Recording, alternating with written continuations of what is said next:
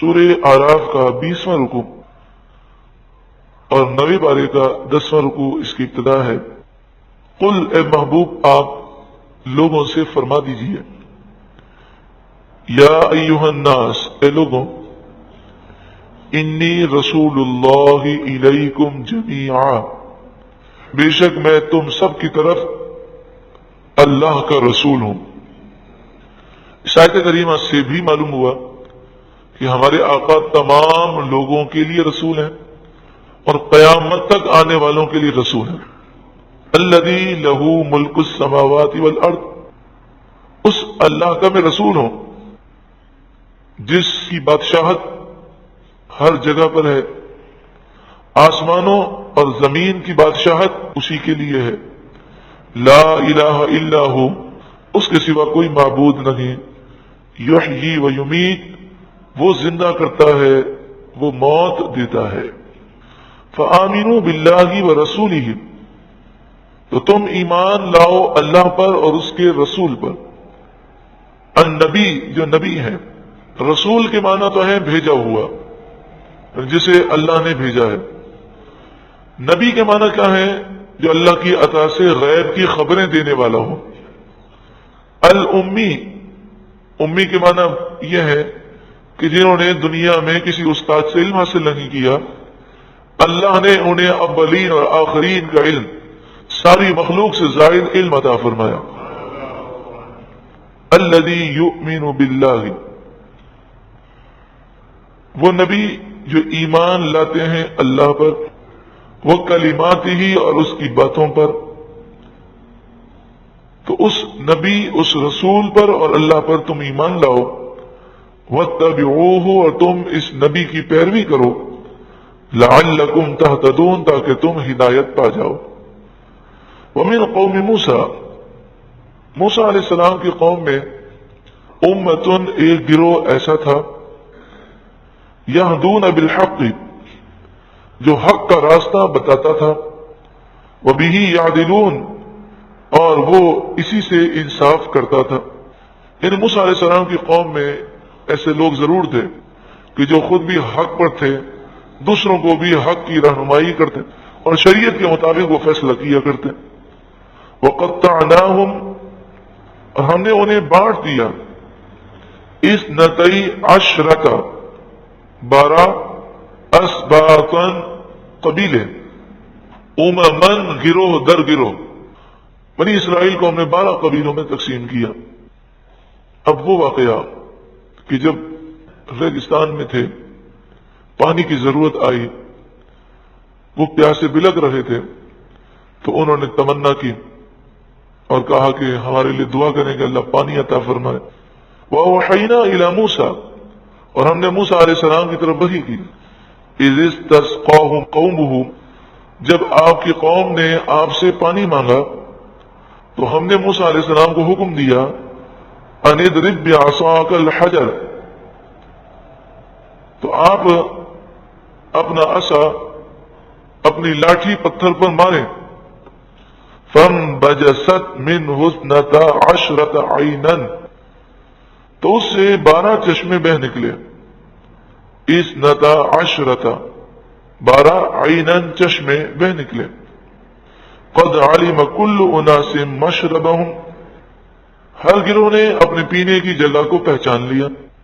12 چشمے تھے، 12 قبیلے تھے، کوئی لڑائی جھگڑا نہ ہوا، ہر قبیلہ خود بخود ایک ہی چشمے پر پہنچا، اور جو ان کے لیے چشمہ مقرر کیا گیا تھا وہ اسے خود بخود پہچان لیا۔ پھر انہوں نے کہا کہ دھوپ بہت ہے، ریگستان ہے، کوئی سایہ نہیں۔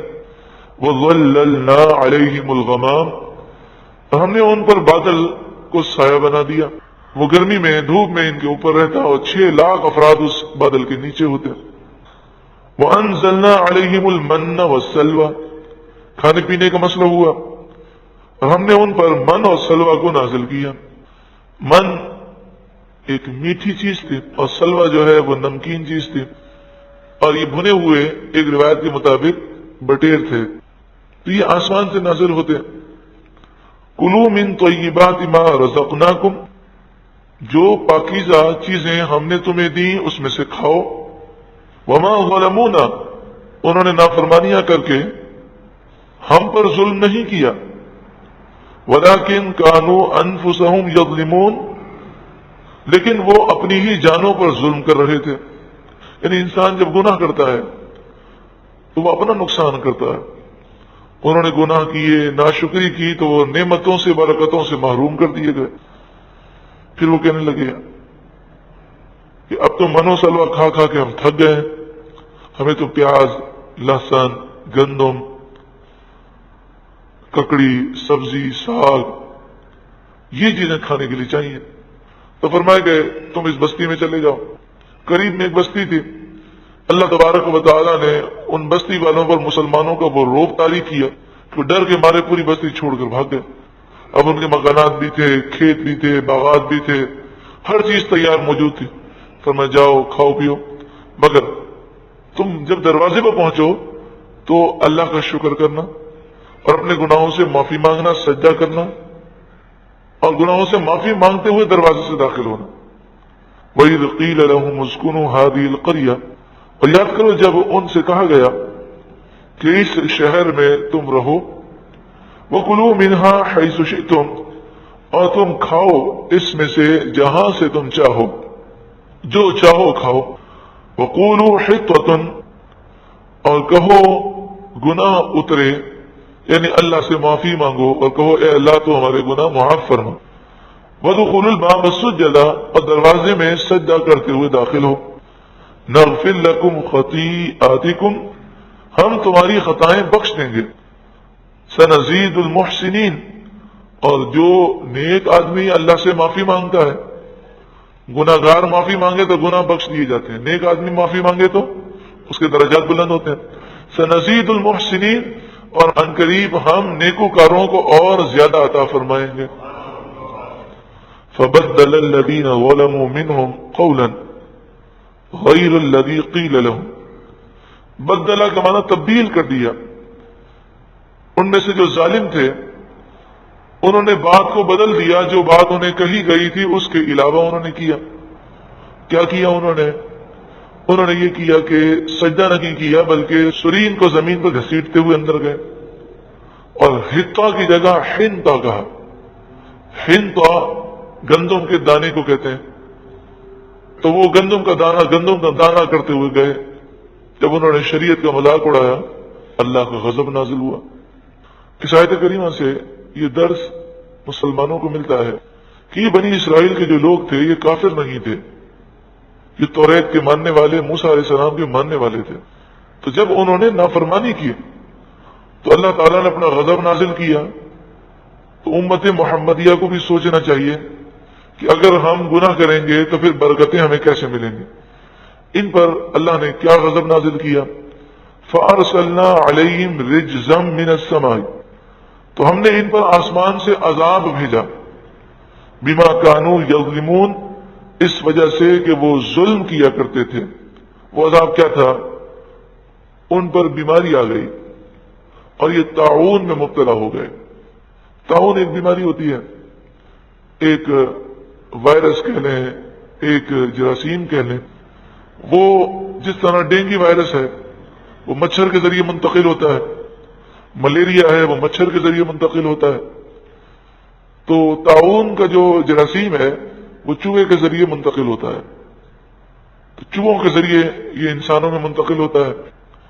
اور اس میں ہوتا یہ ہے کہ جسم میں جگہ جگہ پھوڑے، یا یوں سمجھیں کہ عجیب و غریب قسم کے دانے نکلتے ہیں کہ جو پھوڑوں کی طرح ہوتے ہیں، پھر وہ اس میں پک جاتے ہیں اور اس سے پیپ اور خون نکلتا ہے پورے جسم سے، اور بخار بڑا شدید ہوتا ہے، 105، 106، 107، اور 3 دن کے اندر یا ایک ہی دن کے اندر وہ مریض انتقال کر جاتا ہے۔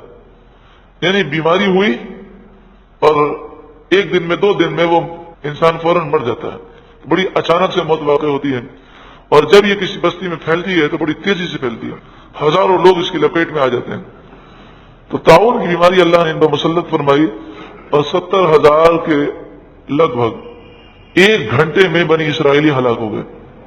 تو وبائی بیماری کا پھیلنا یہ بھی اللہ کی طرف سے غضب ہے۔ تو آج جو مختلف قسم کی بیماریاں پھیل رہی ہیں اس میں ایک بہت بڑا حصہ یہ ہے کہ یہ ہمارے گناہوں کی نحوستیں ہیں. اس کا کوئی بھی سبب ہو سکتا ہے. جیسے بعض کہتے ہیں کہ جناب یہ ماحول کا اثر ہے، تو بعض کہتے ہیں گندگی ہے، بعض کہتے ہیں یہ ہے وہ ہے. لیکن کینسر ہو، ایڈز ہو، ٹی بی ہو، ڈینگی وائرس ہو، کانگو وائرس ہو، یا اس کے علاوہ اور بہت سارے بخار اور بہت ساری بیماریاں جو بڑی تیزی کے ساتھ پھیلتی جا رہی ہیں، یہ ہمارے گناہوں کی نحوستیں ہیں. اللہ تبارک و تعالی ہمیں سچی پکی توبہ کرنے کی توفیق عطا فرمائے، کیونکہ احادیث طیبہ میں گناہوں کا ذکر کیا گیا اور یہ ہمیں درس ملتا ہے کہ جب لوگوں میں گناہ عام ہو جائیں گے تو ایسی بیماریاں پیدا ہوں گی جن کے نام بھی باپ دادا نے نہیں سنے ہوں گے. تمہارے باپ داداؤں نے ان کے نام تک نہیں سنے ہوں گے، اور آج ایسا ہو رہا ہے.